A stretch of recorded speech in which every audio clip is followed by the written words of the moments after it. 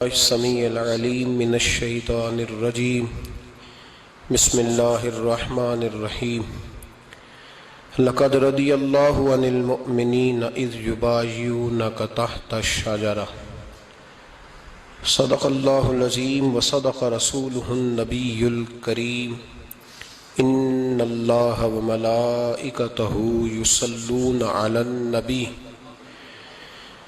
یا ایہا الذین آمنوا صلوا علیہ وسلموا تسلیما اللہم صلی علی سیدنا و مولانا محمد معدن الجود والکرم وآلہ وصحبہ وبارک وسلم۔ حمد الصلاة کے بعد امیر المومنین خلیفۃ المسلمین داماد مصطفیٰ صلی اللہ علیہ وسلم حضرت سیدنا عثمان غنی رضی اللہ تعالیٰ عنہ کی حیات مبارکہ کے حوالے سے چند باتیں آج گفتگو کا عنوان ہے۔ نبی کریم صلی اللہ تعالیٰ علیہ وسلم نے حدیبیہ کے موقع پر 9 ہجری میں عمرے کا ارادہ فرمایا تھا، اور حضور صلی اللہ تعالیٰ علیہ وسلم اپنے کئی سو صحابہ کے ساتھ احرام باندھ کر مقام حدیبیہ پر پہنچ گئے۔ سفیر اس کو بنایا جاتا تھا جو بڑا سمجھدار اور زیرک آدمی ہوتا تھا۔ نبی پاک صلی اللہ علیہ وسلم نے اس موقع پر جس کو اپنا سفیر بنا کے بھیجا وہ حضرت سیدنا عثمان غنی رضی اللہ تعالیٰ عنہ۔ حضور نے انہیں سفیر بنا کر کے مکہ مکرمہ میں بھیج دیا، اور 2 ٹارگٹ دیے اپنے سفیر کو، 2 باتیں فرمائیں۔ فرمائے ایک تو جا کے مکے والوں کو بتاؤ کہ ہم جنگ کرنے نہیں آئے، اللہ کے گھر کا دیدار کرنے آئے، اور بڑے پرامن طریقے سے ہم طواف کریں گے، سعی کریں گے، عمرہ کریں گے، لوٹ جائیں گے۔ یہ ہمارا واحد ایجنڈا ہے، اس کے علاوہ کوئی پروگرام نہیں ہے۔ اور دوسرا انہیں یہ بتاؤ ان لوگوں کو جو ایک زمانے سے مکہ مکرمہ میں کفار مکہ کے ظلم سہ رہے ہیں، ہمارے وہ غلام جو یہاں بڑی تکلیف میں ہیں، ان کو یہ خبر دے دو، عثمان انہیں میرا پیغام دے دینا کہ اب تمہاری مشکلات کے دن تھوڑے رہ گئے، اب بڑی جلدی اللہ تبارک و تعالی دین اسلام کو فتح عطا فرما دے گا۔ حضرت عثمان غنی تشریف لے گئے۔ جب حضرت عثمان غنی وہاں پہنچے تو کفار نے آپ کو روک لیا۔ انہوں نے کہا کہ آپ رکیے، دیر ہو گئی۔ ادھر ابو سفیان نے حضرت عثمان غنی رضی اللہ تعالیٰ عنہ کو یہ کہا کہ ہم نبی پاک صلی اللہ علیہ وسلم کو اور ان کے صحابہ کو عمرہ نہیں کرنے دیں گے، آپ اگر چاہیں تو وہ سامنے بیت اللہ شریف ہے، طواف کریں، آب زمزم پئیں، حجر اسود پہ جائیں، مقام ابراہیم پہ جائیں، صفا مروہ کریں، آپ چاہیں تو کر لیں۔ تو حضرت عثمان غنی رضی اللہ تعالیٰ عنہ فرمانے لگے میں تڑپ رہا ہوں کعبے کے طواف کے لیے، لیکن میں بیت اللہ کا طواف اسی وقت کروں گا جب آگے آگے مجھے میرے مصطفیٰ کریم نظر آئیں گے صلی اللہ تعالیٰ علیہ وسلم۔ لوگ آج پوچھتے ہیں کہ بغیر مدینہ شریف جائے حج مکمل نہیں ہوتا۔ میں نے کہا مدینہ شریف کے بغیر حج ہو جاتا ہے، پر مدینے والے کے بغیر نہیں ہوتا، اس لیے کہ حضور نے فرمایا صحیح مسلم میں خذوا عنی مناسککم، حج کے طریقے مجھ سے سیکھو۔ اللہ نے تو کہہ دیا حج کرو، تفصیل تو بتائی نہیں، تو اب آپ کو حضور سے سیکھنا پڑے گا۔ مدینے کے بغیر تو شاید حج ہو جائے، پر مدینے والے کے بغیر حج نہیں ہوتا۔ حضرت عثمان غنی رضی اللہ تعالیٰ عنہ لگے میں طواف ضرور کروں گا، پر اس وقت کروں گا جب مجھے حضور آگے آگے نظر آئیں گے۔ ادھر ایک شخص نے حضور کی بارگاہ میں بھی کہا اپنوں کا نہ پتہ ہوتا ہے، دل بدستاور کے حج اکبر است۔ جو دل ہوتے ہیں نا، دل کو دل سے راہ ہوتی ہے۔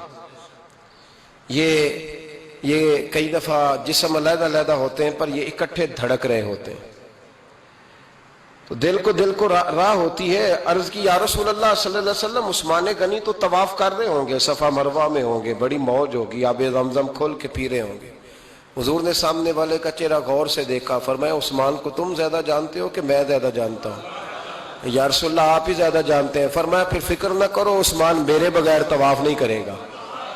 بات ختم ہو گئی، میرے بغیر عثمان طواف نہیں کرے گا، ختم ہو. اب کسی نے افواہ پھیلا دی کہ حضرت عثمان غنی کو شہید کر دیا گیا. نبی پاک علیہ السلام تک بھی خبر آئی. حضور جانتے تھے. ہمارا دل نہیں کرتا کوئی انتشاری بات کرنے کو، لیکن جب لوگ کرتے ہیں تو پھر دل کو تکلیف ہوتی ہے. اب یہاں سب نے لکھا ہے کہ نبی پاک صلی اللہ علیہ وسلم کو خبر ملی، حضور پریشان ہوئے، صحابہ کو مشورے کے لیے بھی بلایا، بیعت رضوان بھی ہوئی. اگر علم غیب ہوتا، یہ سارا کچھ نہ ہوتا. اور میں نے کہا خدا کے بندے، اگر حضور اپنا علم غیب اس وقت ظاہر کرتے تو حضرت عثمان کے لیے قرآن کی آیتیں نہ نازل ہوتی، اس بیعت کے تذکرے نہ ہوتے. ہر بات پہ لوگ معاذ اللہ تعالی. اب دیکھیے نا، یہاں یہ جملہ چھوڑنے کی کیا ضرورت ہے؟ تم قوم کو کیا دے رہے ہو؟ لوگوں کو کیا بتا رہے ہو کہ نبی پاک علیہ السلام اندھیرے میں بیٹھ کے فیصلے کر رہے تھے؟ کیا بتا رہے؟ آج انٹیلیجنس کی رپورٹس بتا دیتی ہیں کہ وہ فلاں کس طرح کا ماحول ہے اور آپ نے کس طرح کرنا ہے، تو تمہیں اپنی خفیہ ایجنسیوں کے مطابق تم فیصلہ کرو تو کہتے ہو ہم بھئی اندھیرے میں فیصلہ نہیں کر رہے، ہمیں رپورٹ ہے تو فیصلہ کر رہے ہیں. اور نبی پاک علیہ السلام کے بارے میں تم لوگوں کو یہ بتا رہے ہو کہ حضور اندھیرے میں فیصلہ کر دیتے تھے، پتہ ہی نہیں تھا. کس طرح کی بات کرتے ہو؟ میرے محبوب پاک علیہ الصلوۃ والسلام فرماتے ہیں کہ اللہ تبارک و تعالیٰ نے مجھے اس طرح کا علم عطا فرمایا ہے کہ جو تمہارے ذہن میں ہو مجھ سے پوچھو، میں فوراً تمہیں جواب دوں گا. لیکن لوگ اڑ گئے ہیں، کیا کیا جائے؟ اور عجیب فلسفہ ہے. یہاں بھی گرہ لگا دی، پتہ ہوتا تو یہ سارا. اور میں نے کہا خدا کے بندے، اگر یہ سارا کچھ نہ ہوتا تو پھر یہ آیتیں کیسے نازل ہوتی؟ پھر صبح قیامت تک حضرت عثمان غنی کی عظمتوں کا کیسے پتہ چلتا؟ جب خبر ملی نا کہ حضرت عثمان غنی کو شہید کر دیا گیا تو حضور نے صحابہ کو بلایا، فرمایا آؤ میری بیعت کرو. حالانکہ بیعت پہلے ہو چکی، آؤ دوبارہ بیعت کرو. یا رسول اللہ کس چیز کی بیعت کرنی ہے؟ تو نبی پاک نے فرمایا میرے ہاتھ پہ بیعت کرو کہ ہم عثمان غنی کے خون کا بدلہ لیے بغیر یہاں سے جائیں گے نہیں. ہم عثمان کے خون کا بدلہ لیے بغیر یہاں سے جائیں گے. اور حوالہ کسی نے دیکھنا ہو علامہ اسماعیل حقی کا تو میں دکھاؤں گا. جس شخص نے دوڑ کر سب سے پہلے نبی پاک کی بیعت کی وہ مولا علی شیر خدا تھے. کہ یا رسول اللہ جانے نہیں عثمان کا خون کا بدلہ لیے بغیر. سب سے پہلے شیر خدا آگے بڑھے. آج لوگ انہی لوگوں میں اختلاف دکھانے کی کوشش کرتے ہیں، صحیح لا حاصل کرتے ہیں. سب سے پہلے دوڑ کر حضرت شیر خدا آگے بڑھے، کہا حضور میں بیعت کرتا ہوں. نبی پاک نے صحابہ کے ہاتھوں میں بیعت ہو رہی ہے. یہ وہ والا واقعہ نہیں جو اس چوک میں پیش آیا تھا، یہ وہ والا واقعہ نہیں جو میرے ساتھ ہوا تھا تو میں آپ کو سنا رہا ہوں. یہ وہ والا واقعہ ہے جو رب کو اتنا پسند آیا کہ اللہ نے قرآن پاک میں بیان فرما دیا ہے. اس کی اہمیت کا اندازہ لگائیں کہ رب کریم کو اتنا محبوب ہے یہ انداز کہ قرآن میں بیان کیا. ایک درخت تھا، کانٹوں والا درخت، اس کو شارحین نے لکھا ہے. کچھ لوگ کہتے ہیں بیری کا درخت تھا. نبی پاک درخت کے نیچے بیٹھ گئے، فرمایا بیعت کرو سارے. کن کے لیے بیعت ہو رہی؟ حضرت عثمان غنی کے لیے. ایک بیعت دین کے لیے ہوئی، قرآن کے لیے ہوئی، حدیث کے لیے ہوئی، اللہ کی توحید کے لیے. اور آج نئے سرے سے بیعت ہو رہی ہے. کس کے لیے؟ بول کے بتائیے. حضرت سیدنا عثمان غنی رضی اللہ تعالیٰ عنہ. اس شخص کی عظمت کا کوئی اندازہ کر سکتا ہے؟ جن کے لیے نبی پاک نے خاص کر کے تخصیص کر کے ایز اے اسپیشل بیعت لی. اور صحابہ نے جب بیعت کی تو اللہ کو اتنی پسند آئی کہ قرآن مجید کی سورہ فتح کی آیت نمبر 18 میں بیان کیا. فرمایا لقد رضی اللہ عن المؤمنین اذ یبایعونک تحت الشجرہ. فرمایا محبوب تحقیق اللہ ان مومنوں سے راضی ہے جو درخت کے نیچے آپ کی بیعت کر رہے تھے. تحقیق اللہ ان سے راضی ہوا، ان ایمان والوں سے جو درخت کے نیچے آپ کی بیعت کر رہے تھے. درخت کے نیچے تحت الشجرہ. قرآن مجید کے الفاظ اگر آپ غور کریں گے تو آپ کو حضرت عثمان غنی کی عظمت کا پتہ چلے گا اور اس واقعے کی حساسیت کی آپ کو سمجھ آئے گی کہ بیعتیں تو مسجد میں بھی ہوئی، لیکن نام لے کے نہیں کہا محبوب جنہوں نے مسجد میں بیعت کی. نام لے کے نہیں کہا، حالانکہ وہ بیعتیں بھی اللہ کو بڑی محبوب ہے. بیعتیں تو میرے بھائی نبی پاک نے بیت اللہ شریف کے پاس بھی کی، مسجد نبوی میں بھی کی، لیکن یہاں نام لے کر کوئی بھول نہ جائے. کسی نے کہہ دینا تھا کوئی اور بیعت تھی جی، لوگ شرح کر رہے ہیں نا مرضی، وہ تو کسی اور کی بیعت، نام لے کے کہا محبوب تحت شجرہ، وہ جو درخت کے نیچے بیعت ہوئی، وہ جو بیعت درخت کے نیچے ہوئی، اور جنہوں نے بیعت کی لقد رضی اللہ عن المومنین، تحقیق اللہ ان مومنوں سے راضی ہو گیا، اللہ ان مومنوں سے۔ صحیح بخاری صحیح مسلم میں صحابہ نے پوچھا یا رسول اللہ اللہ کس طرح راضی ہوا ہے؟ فرمایا آج جس نے میرے ہاتھ پہ بیعت کی ہے رب کریم نے وعدہ کر لیا ہے سب کو جنت عطا فرمائے گا، جنتی ہو گئے سارے۔ حضرت عثمان غنی رضی اللہ تعالیٰ عنہ کی یہ عظمت، یہ شان قرآن پاک نے بیان کر دی کہ حضرت عثمان کے نام پر صحابہ جمع ہوئے، تو اللہ تبارک و تعالیٰ نے اس واقعے کا ذکر قرآن مجید میں فرما دیا۔ میرے عزیز دوستو، حضرت عثمان غنی کو اللہ نے بڑی شان عطا فرمائی، بڑا مرتبہ دیا، بڑے حسین و جمیل، بڑے خوبصورت آدمی تھے۔ دیکھو نا کیا شان ہے حضرت عثمان ذی النورین۔ یہ ذی النورین کا کیا معنی ہے؟ دو نور کون ہے؟ حضور کی دو صاحبزادیاں۔ اعلیٰ حضرت فرماتے ہیں نور کی سرکار سے پایا دوشالہ نور کا، نور کی سرکار سے پایا دوشالہ نور کا، ہو مبارک تجھ کو ذی النورین جوڑا نور کا۔ دو نوروں والے حضرت عثمان غنی، ایک بیٹی کا نکاح کیا وہ وصال کر گئی تو محبوب نے دوسری بیٹی کا بھی نکاح کر دی۔ یہ جو بیچارے پراپوگنڈے والے ہوتے ہیں نا، یہ پہلے دن سے صرف پراپوگنڈے میں ہی ہے، یہ نہ محب بن سکے نہ محبوب بن سکے، ان کا نہ کوئی اپنا ہوا نہ انہیں کسی نے اپنایا، یہ پراپوگنڈے والے ہی ہیں، ساری زندگی چیم گوئیاں، کانوں میں باتیں، اپنا اپنا مزاج ہے نا جی، جس کے حصے میں جو ڈیوٹی آئی۔ کچھ لوگ وہاں بھی منافقین چیم گوئیاں کرنے لگے، دوسری بیٹی بھی دے دی، دوسری بیٹی بھی دے دی، دوسری بیٹی بھی دے دی۔ محبوب کے کانوں تک آواز گئی، فرمایا زیادہ باتیں نہ کرو، میری 40 بھی ہوتی۔ وہ ختم ہو گئی بات، تم 2-3 کی بات کرتے ہو، حدیث مبارکہ کے لفظ ہے، نبی پاک نے فرمایا میری 40 بھی ہوتی، ایک کے بعد دوسری انتقال کرتی رہتی، میں ساری عثمان کو دے دیتا۔ حد ہو گئی بھئی، اتنا بڑا مرتبہ، چیم گوئیاں نہ کرو، دوسری بھی دے دی، میری 40 بھی ہوتی۔ اس حدیث کا ترجمہ یہ ہے کہ محبوب فرماتے ہیں کہ مجھے عثمان پر اعتبار ہی بڑا ہے، مجھے عثمان پیارا ہی بڑا ہے، عثمان غنی کی عظمت ہی بڑی ہے۔ فرمایا میری 40 بھی ہوتی تو میں ساری یکے بعد دیگر حضرت اسامہ بن زید رضی اللہ تعالیٰ عنہ فرماتے ہیں نبی پاک نے اپنی صاحبزادی حضرت رقیہ رضی اللہ تعالیٰ عنہ کا نکاح حضرت عثمان غنی کے ساتھ کیا، تو دونوں میاں بیوی پیارے بڑے تھے، حسین و جمیل بڑے۔ حضرت عثمان بڑے نفیس آدمی تھے، بڑی نفاست تھی، کپڑا سادہ پہنتے تھے، لیکن لوگ کہتے ہیں کبھی ہم نے ان کے کپڑوں پہ دھبا نہیں دیکھا، چہرے پر اتنا سا گرد کا نشان نہیں دیکھا۔ ہمارے ملک میں سب سے زیادہ خرچہ میک اپ کا آتا ہے، پتہ ہے آپ کو جی؟ اب اگلی جو بات کرنی ہے اس پہ اپنے آپ کو وقت کتنا دیتے ہو، سجنے میں، سورنے میں، تیار ہونے میں کتنا وقت لگاتے ہو؟ فرمانے لگے حضرت عثمان غنی اتنا تو ٹائم ہی نہیں ہے کہ اپنے آپ کو دیا جائے۔ تو قبر اتنے پیارے کیسے لگتے ہو؟ فرمانے لگے اپنی وجہ سے نہیں لگتا، حضور کی وجہ سے پیارا لگتا۔ کب وہ کس طرح؟ فرمانے لگے نبی پاک صلی اللہ علیہ وسلم نے ہمیں وضو دیا ہے، فرمایا ایک دفعہ وضو کر کے آئینے کے سامنے کھڑا ہوتا ہوں، یوں لگتا ہے اللہ نے میرے چہرے کو پہلے سے زیادہ نور عطا کر دیا ہے۔ دیکھیں نا باقی جسم چھپا ہوا ہے اور جو ظاہر ہے اس پر وضو کا حکم ہے۔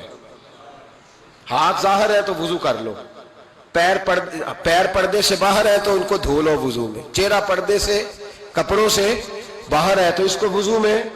تو عثمان غنی فرماتے 5 وضو تو میں تازہ کرتا ہوں، پچھلا ہو بھی تو نئی نماز تازے وضو سے پڑھتا ہوں، اور فرماتے اگر میرا قرآن مجید کھولنے کا ارادہ بن جائے تو پھر وضو 6 بھی ہو جاتے ہیں، اور تہجد کے وقت اٹھوں تو 7 بھی ہو جاتے ہیں۔ فرماتے علیحدہ سے درود پاک پڑھنے بیٹھوں تو پھر 10-11 وضو بھی ہو جاتے ہیں۔ میں وضو کرتا رہتا ہوں تو اللہ تازگی عطا کر دیتا ہے۔ حضرت اسامہ بن زید حضور کے غلام زادے فرماتے میں چھوٹا سا تھا تو نبی پاک کے گھر میں گوشت پکا تو سرکار کو 4 بیٹیوں سے بڑا پیار تھا، حضرت فاطمہ سے زیادہ ہے لیکن 4 بیٹیوں سے بڑی محبت تھی۔ حضرت رقیہ اور جناب عثمان غنی کے گھر میں اسامہ بن زید کہتے ہیں حضور نے مجھے سالن دینے بھیجا، میں چھوٹا سا تھا اور ابھی پردے کی آیتیں بھی نہیں آئی تھی، حکم بھی نہیں آیا تھا، کہتے میں سالن دینے گیا، واپس آیا تو میں نے ان دونوں کو بیٹھے دیکھا تو میں نے اتنے حسین میاں بیوی کبھی دیکھے نہیں تھے، اور میری طبیعت کھل اٹھی۔ فرماتے ہیں جب واپس آیا نا، سرکار نے میرا چہرہ دیکھا، میں نے تو بات کرنی نہیں تھی، حضور نے چھیڑ دی۔ فرمایا میری بیٹی اور داماد کو دیکھ کے آئے ہو؟ یا رسول اللہ دیکھ آیا ہوں۔ فرمایا ایسا حسین جوڑا دنیا میں کبھی دیکھا ہے؟ کہا یا رسول اللہ اللہ کی عزت کی قسم کبھی دیکھا ہی نہیں۔ یہ ظاہری حسن اللہ نے حضرت سیدنا عثمان غنی رضی اللہ تعالیٰ عنہ کو عطا۔ ایک بات میری یاد رکھنا، حسن ظاہر کا نہیں ہوتا، حسن ظاہر کا نہیں ہوتا، ظاہر کا میک اپ ہوتا ہے، حسن ہمیشہ باطن کا ہوتا ہے۔ جن لوگوں کے اندر معصومیت ہوتی ہے ان کے چہروں پہ بھی آئی جاتی ہے۔ کوئی نہیں سمجھ آئی شاید آپ کو۔ اندر اگر بندہ کڑوا ہونا، کسیلا ہو، چہرہ نہیں روشن ہوتا۔ اس کی دلیل حدیث میں موجود ہے۔ نبی پاک صلی اللہ علیہ وسلم سے صحابہ نے کہا یا رسول اللہ اللہ کا ولی کون ہوتا ہے؟ فرمایا جس کا چہرہ دیکھنے سے اللہ یاد آئے۔ تو ولایت کا تعلق دل سے ہے، چہرے سے نہیں۔ ولایت کا تعلق بولیے دل سے ہے، چہرے سے ولایت کا تعلق نہیں ہے۔ لیکن حضور نے دلیل کیا دی؟ چہرہ دیکھو تو اللہ یاد آئے۔ گویا محبوب نے فرمایا کہ دل اگر ولی کا ہو تو پھر اللہ تعالیٰ دل کی برکت سے چہرہ بھی نورانی عطا فرما دیتا ہے، چہرہ بھی نورانی۔ بہت سارے میں نے ایسے بزرگوں کو دیکھا جن کے رنگ گورے نہیں تھے پر نورانی تھے۔ ہمارے علامہ فیض احمد اویسی صاحب رحمۃ اللہ علیہ، میرے استاد گرامی، کا رنگ گورا نہیں تھا، لیکن جو بابا جی کو دیکھتا تھا فدا ہی ہو جاتا تھا۔ رنگ گورا نہیں تھا، گندمی تھا، لیکن کیا بات تھی چہرے کی معصومیت کی۔ تو یاد رکھیں حضرت عثمان غنی کے باطن میں جو حسن تھا، جو وقار تھا، وہ چہرے سے چھلکتا تھا۔ چند خوبیاں بڑی زیادہ تھی حضرت عثمان غنی میں، بہت زیادہ تھی چند خوبیاں۔ ایک بہت بڑی خوبی حضرت عثمان غنی کی جس کو نبی پاک نے بڑا چاہا، وہ تھا حضرت عثمان غنی کا سخی ہونا۔ مالا والے سخی نہیں ہوندے، مالا والے سخی ان کے پاس تو پیسہ وافر ہوتا ہے، کسی وقت 10,000 کا تعاون کاری دیتے ہیں کسی کے ساتھ، وہ سخی نہیں ہوتے۔ بھائی کسی ایک بندہ 1.5 کروڑ کی اسامی ہے تو کسی کو 20,000 کا تعاون کر دے، سخاوت تھوڑی ہے، کروڑوں روپیہ اس کے پاس پڑا ہوا ہے۔ مالا والے سخی، یہ میاں صاحب نے کہا ہے، مالا والے سخی نہیں ہوندے، سخیاں کل مال نہیں ہوندا، سخیاں کل مال ہے، اس لیے کہ جمع کریں گے تو رہے گا نا، وہ سخی جمع کرتا ہی نہیں۔ مالا والے سخی نہیں ہوندے، سخیاں کل مال نہیں ہوندا، ایتھے اوتھے دوویں جہان نہیں، سخی کنگال نہیں ہوندا۔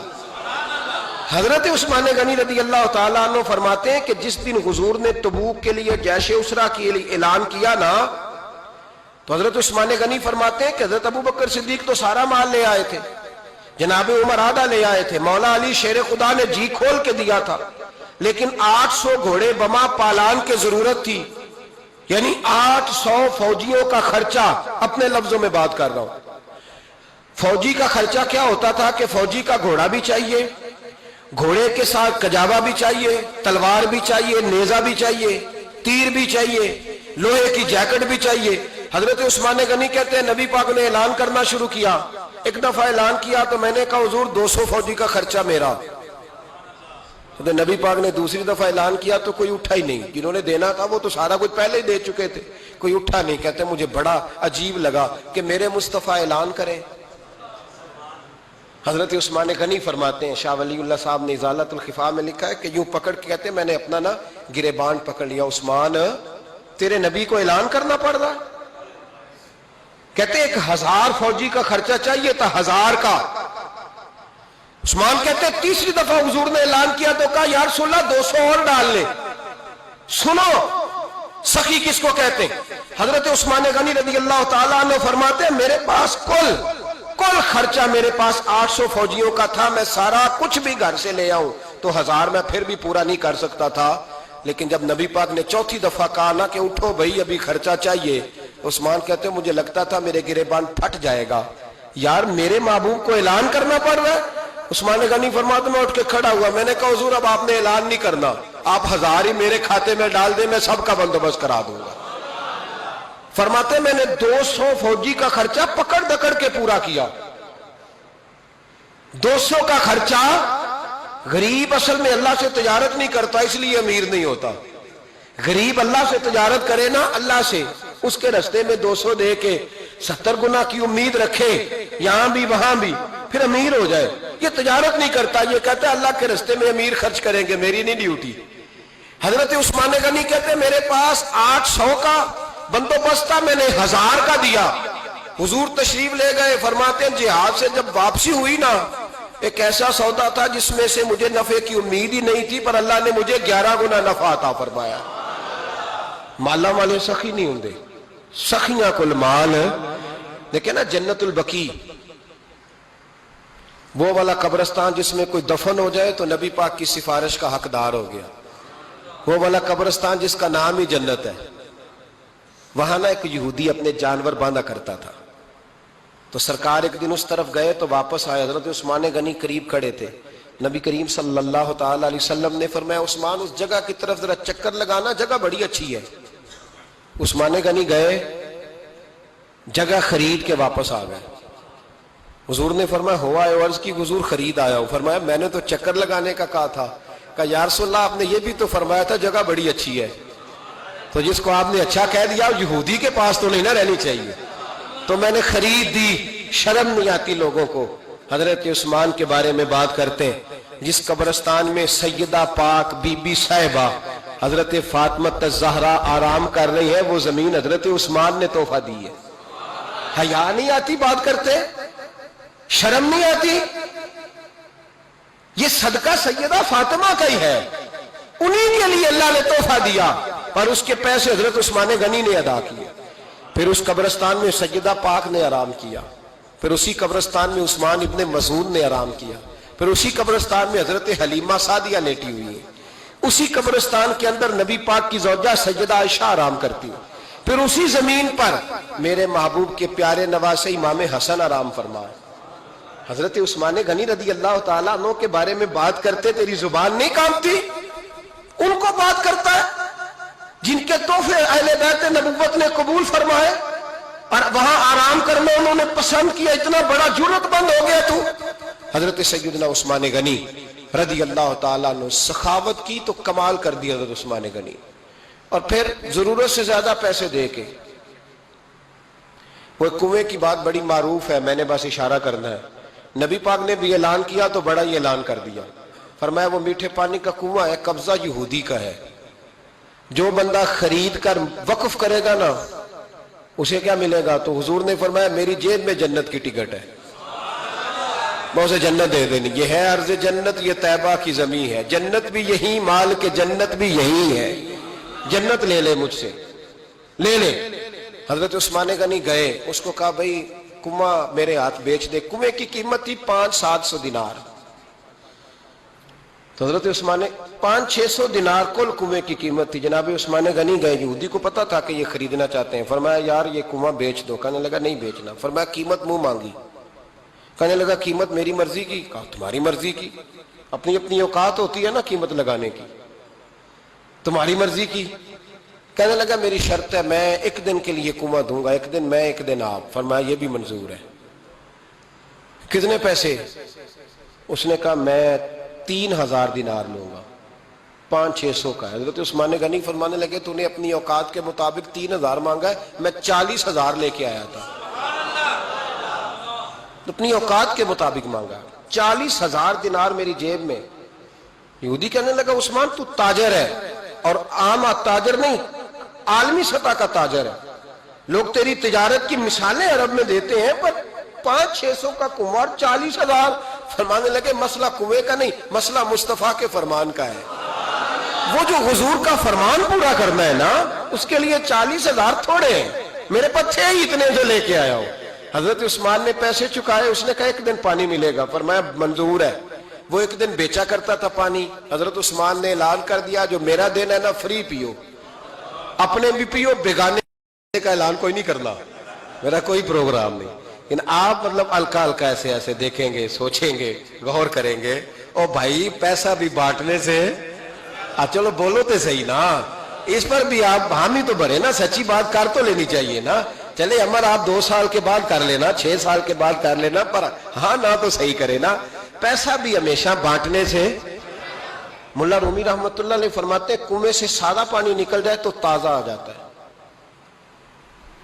और अगर पानी कुएं के अंदर रहे सारा खत्म ना हो तो बासी हो जाता है।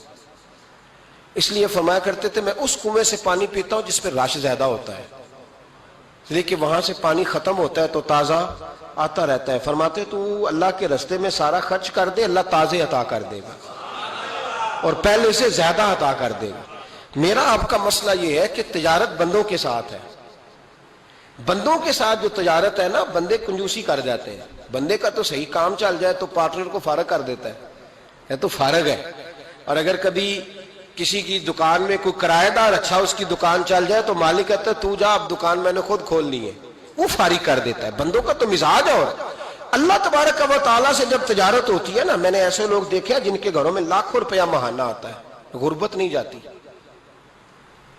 उनको सोचना चाहिए कि कसरत वाला पैसा आया है पर बरकत वाला नहीं आया। हजरत उस्मान गनी रज़ी अल्लाह तआला अन्हु फरमाते हैं कि मैंने पहले भी मैं बड़ा ताजर था, लेकिन जब से मुस्तफा के नाम पर खर्च करना शुरू किया, फिर कहां कहां से आया कब। और बड़ी सियानी बात फरमाते हैं, आप फरमाते हैं मैं कलमा पढ़ने से पहले तिजारत को वक्त ज्यादा देता था, और मुसलमान होने के बाद मैंने तिजारत को टाइम थोड़ा दिया, पर अल्लाह ने रोजी मुझे ज्यादा अता फरमाई। इसलिए बरकत पर हमारी तवज्जो नहीं रही, गैबी खजानों पर ख्याल हमने छोड़ दिया है।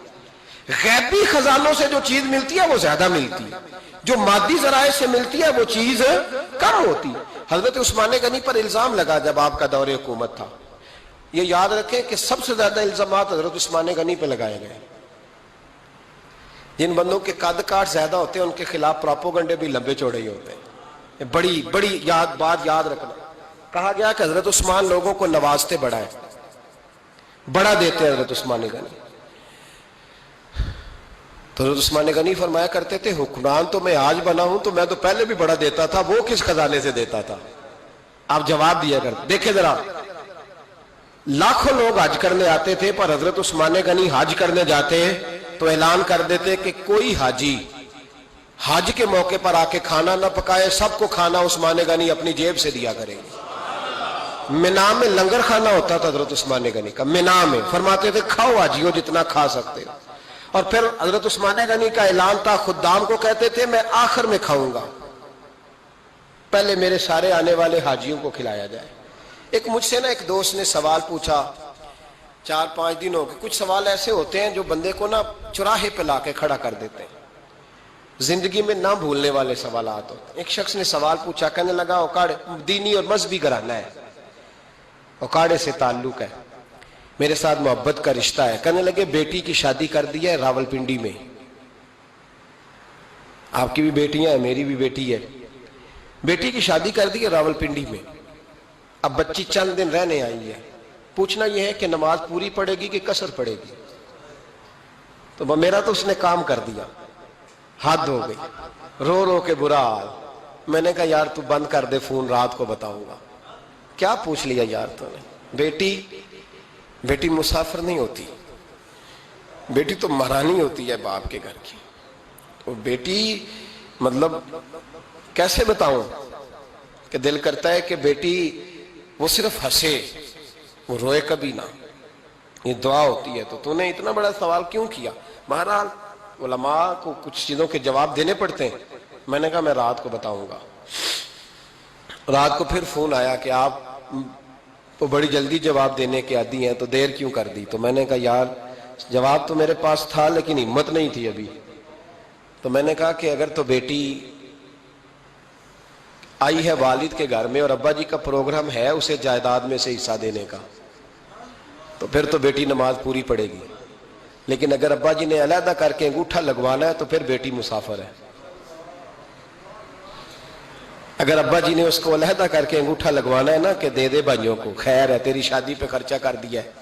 अगर अब्बा जी के दिल में, मैंने कहा ये अब्बे से फतवा पूछ लो, अगर अब्बा जी के दिल में चोर है ना कि बेटी को देना कुछ नहीं, तो फिर बेटी ने नमाज कसर पढ़नी है। इसलिए कि फिर वो वहां हिस्सेदार।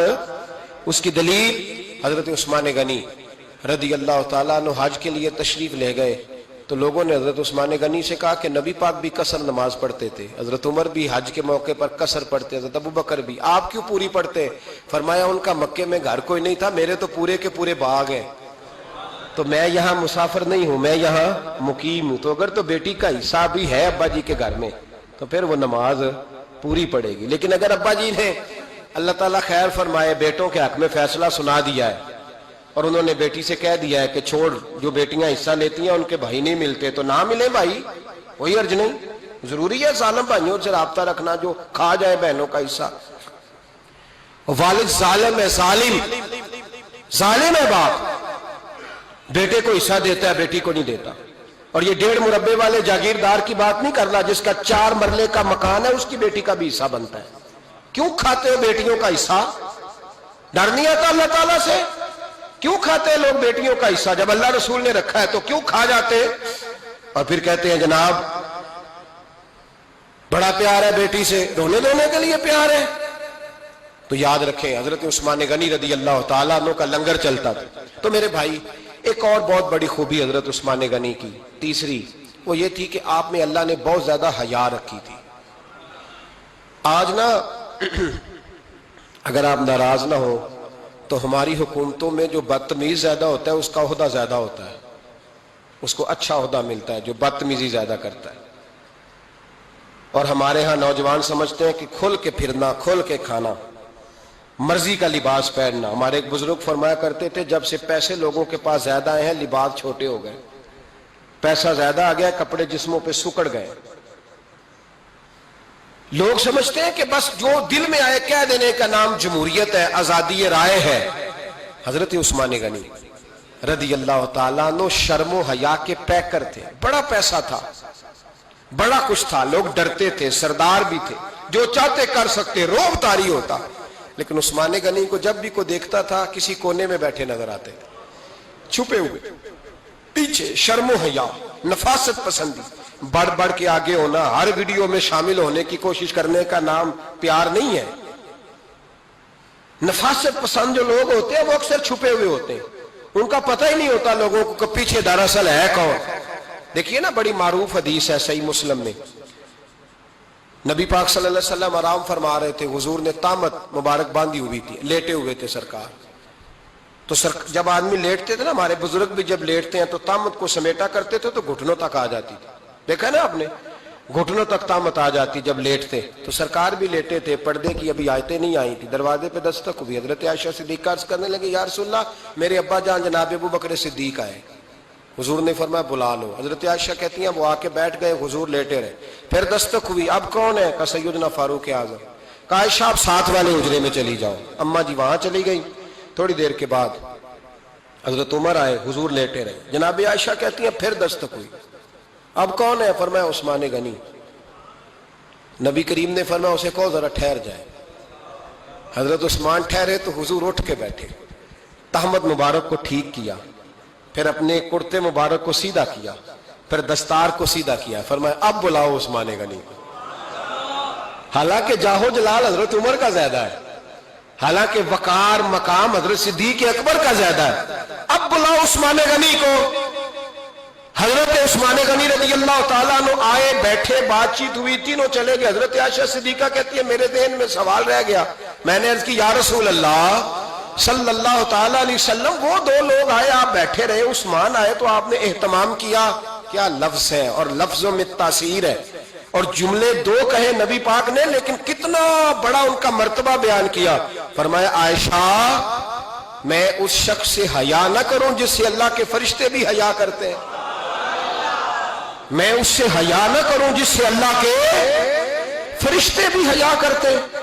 حضرت عثمان غنی فرمایا کرتے تھے میں نے جب سے حضور کا چہرہ دیکھا ہے دوبارہ پلٹ کے اپنی شرمگاہ بھی کبھی نہیں دیکھی، گویا میں نے اپنی آنکھوں کا وضو نہیں توڑا جب سے حضور کا۔ فرماتے جب سے یہ ہاتھ نبی پاک کو بیعت کے لیے دیا ہے پھر گندگی میں نہیں جانے دیا میں نے سیدھا ہاتھ۔ حضرت عثمان غنی فرمایا کرتے تھے میں اپنے گھر کے اندر اپنے غسل خانے میں 4 دیواری کے اندر بھی کپڑوں سمیت غسل کرتا ہوں، مجھے حیات یہ غسل خانے میں بھی کپڑے۔ اور سنو ایک اور بڑی بات اہم، آپ فرمایا کرتے تھے میری جو محرم عورتیں ہیں نا، محرم پھپھی خالہ میری جو محرم عورتیں ہیں، فرمایا کرتے تھے میں نے کبھی ان کے بھی چہرے آنکھ بھر کے نہیں دیکھے، ان کے بھی چہرے کبھی میں نے آنکھ بھر کے نہیں دیکھے۔ جو میری محرم عورتیں ہیں پھپھی خالہ، فرماتے تھے ان سے بھی جب بات کرتا ہوں تو میں چہرہ جھکا کے۔ ہمارے ہاں تو کزن ایک دوسرے سے سلام لیتے ہیں، لڑکیاں لڑکے کزن ایک دوسرے سے سلام لیتے ہیں۔ بچیاں آیا کرتی تھی تو میری کبھی کبھی مجھے بتایا جاتا تھا، میں نے ایک پابندی لگا دی، بچیاں جب مدرسے میں آتی تھی کہ جو دور سے بچی آئے اس کو جس آدمی کا نام لکھا ہو بتایا جائے وہی لینے آئے۔ ایک دن مجھے اطلاع دی گئی کہ آپ تھوڑی دیر آئیں، میں گھر گیا تو مجھے بتلایا گیا کہ ایک بچی ہے تو اس کو جو پہلے لینے آتا تھا وہ نہیں آیا، کوئی اور آیا۔ میں نے اس کے بھائی کو فون کیا کہ آپ لینے نہیں آئے، کہنے لگے یہ کزن ہے ہمارا، اس کے ساتھ بھیج دیں، آپ ہمارا ہی کزن ہے، خالہ زاد ہے۔ میں نے کہا یار آپ کہاں ہو؟ کہنے لگے مجھے 20-25 منٹ لگ جائیں گے۔ تو میں نے کہا ابھی کلاسیں بھی جاری ہیں تو آپ ہی آ جانا خود ہی۔ میں نے کہا سب آپ بھیج دیں، مجھے اعتبار ہے اس پہ۔ میں نے اس کو ایک بات کہی جو آپ کو بھی کہتا ہوں، میں نے کہا یار تمہیں اعتبار ہے تو اللہ رسول کو اعتبار کیوں نہیں؟ انہوں نے کیوں غیر محرم بنایا ہے؟ عجیب تماشا ہے، مجھے پھپھی ذات پہ، خالہ ذات پہ، ماموں ذات پر اعتبار ہے، نبی پاک کو کیوں نہیں؟ آپ کو زیادہ پیار ہے لوگوں سے یا نبی پاک کو امت سے زیادہ پیار ہے؟ کیا مطلب تماشا ہے؟ کیا مزاج بنا لیا میں نے اور آپ؟ نبی پاک نے ایک شخص پر اعتبار نہیں کیا، فرمایا اس سے پردہ کرو، آپ نے اور میں نے کیسے کر لیا؟ نبی پاک نے خالہ ذات، پھپھی ذات، دیور پر، جیٹ پر، سالے پر، بہنوئی پر اعتبار نہیں کیا، پابندی لگا دی۔ تو نے کیسے کیا؟ تیرے دل میں زیادہ درد ہے، تو زیادہ دین کو سمجھنے لگا ہے، انسانیت زیادہ اچھل آئی ہے تیرے اندر۔ اعتبار کیا ہوتا؟ یاد رکھنا دنیا میں جتنے گھر تباہ ہوئے ان لوگوں کی وجہ سے نہیں ہوئے جن پر اعتبار نہیں تھا، ان کی وجہ سے ہوئے جن پر اعتبار تھا۔ گھر کا بیٹی لنکا ڈھائے، باہر والے آ کے کبھی بھی گھر میں کوئی نقب زنی نہیں کرتے، جب بھی کرتے ہیں اعتبار والے کرتے ہیں۔ میرے رسول پاک علیہ الصلوۃ والسلام کی وہ ازواج جن پر اللہ کو اتنا اعتبار ہے کہ رب کہتا ہے میرے محبوب کی بیویوں تمہاری جیسی دنیا میں دوسری ہے ہی کوئی نہیں، اللہ کو اتنا اعتبار ہے۔ لیکن ایک نابینا صحابی آئے تو حضور کی 2 ازواج بیٹھی تھی تو نبی پاک نے فرمایا پردہ کرو۔ یا رسول اللہ وہ تو نابینا ہے۔ فرمایا تمہیں تو نظر آ رہا ہے نا، تمہاری آنکھیں تو کھلی ہوئی ہیں۔ حضور کو اعتبار نہیں تھا، بس کر دیں۔ سب سے بڑا ظالم وہ ہے جو کہتا ہے مجھے بیٹی پہ اعتبار ہے، وہ ظالم ہے، وہ اپنی بیٹی کے ساتھ ظلم کر رہا ہے۔ جو کہتا ہے مجھے اعتبار ہے، کالج جا رہی ہے، یونیورسٹی جا رہی ہے، اکیلے آ جا رہی ہے، مجھے اعتبار ہے، یہ ظلم کر رہا ہے بچی کے ساتھ۔ وہ تو بچی ہے، اس کا تو ذہن کمزور ہے، ہو سکتا ہے صاف دل ہو لیکن سامنے جو شیطان چوکوں میں گلیوں میں دائیں بائیں گھوم رہے ہیں وہ تو صاف دل نہیں ہے نا، وہ تو معصوم طبع نہیں ہے نا۔